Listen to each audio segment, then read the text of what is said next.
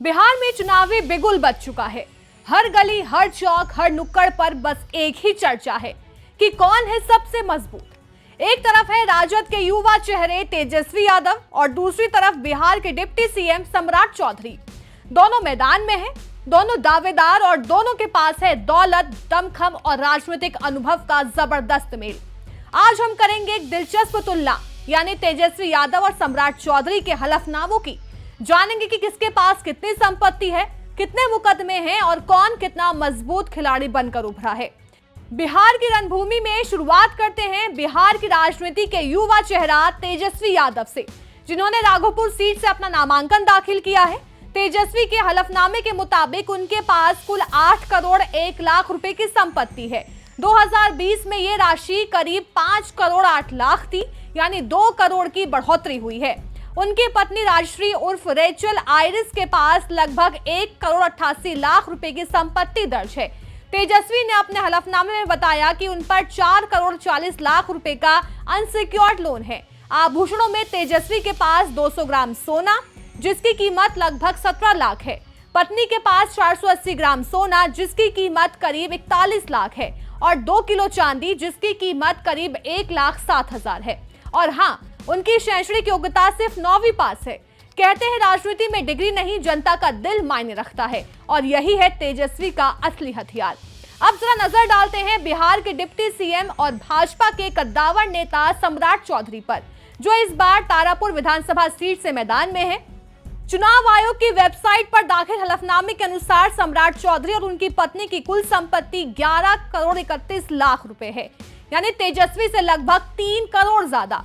इनमें से अकेले सम्राट चौधरी के नाम पर 9 करोड़ 29 लाख, जबकि उनकी पत्नी कुमारी ममता, जो पेशे से वकील हैं, उनके नाम पर 2 करोड़ 1 लाख की संपत्ति है। अगर कुल नकदी की बात की जाए तो 48,500, बैंक में जो राशि जमा है वो है 27 लाख रुपए। अगर सोने की बात की जाए तो सम्राट चौधरी के पास 40 लाख का सोना है, 20 लाख का सम्राट चौधरी के पास और 20 लाख उनकी पत्नी के पास। अगर चांदी की बात की जाए तो चांदी 75 लाख मूल्य की है। और अगर वाहन की बात की जाए तो उनके पास बोलेरो न्यू है, जो कि लगभग 7 लाख रुपए की है। निवेश की बात की जाए तो शेयर, बॉन्ड और म्यूचुअल फंड में करीब 32 लाख रुपए निवेश किया हुआ है। अचल संपत्ति की बात की जाए तो सम्राट चौधरी के पास कृषि और आवासीय भूमि 9 करोड़ 3 लाख, जबकि पत्नी के पास 1 करोड़ 8 लाख की है। सम्राट चौधरी पर कोई बड़ा कर्ज नहीं है और हलफनामे के मुताबिक उनके खिलाफ सिर्फ 2 मामूली केस दर्ज हैं, यानी कोतवाली और तारापुर थाने में। इतना ही नहीं, उन्होंने अपने सभी सोशल मीडिया अकाउंट्स की भी जानकारी दी है, यानी पूरी पारदर्शिता दिखाने की कोशिश की गई है।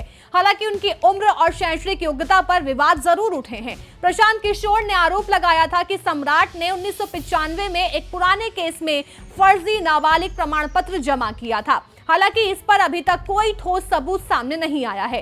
तो आंकड़े तो ये कहते हैं कि संपत्ति के मामले में सम्राट चौधरी आगे हैं, जबकि तेजस्वी यादव के पास है 8 करोड़ 1 लाख रुपए।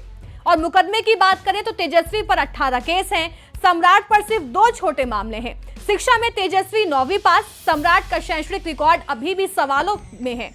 वाहनों में तेजस्वी के पास कोई वाहन नहीं है, जबकि सम्राट के पास बोलेरो है। सोशल मीडिया और पब्लिक इमेज में तेजस्वी यादव युवाओं के बीच लोकप्रिय चेहरे, तो सम्राट चौधरी भाजपा के सशक्त संगठन के खिलाड़ी हैं।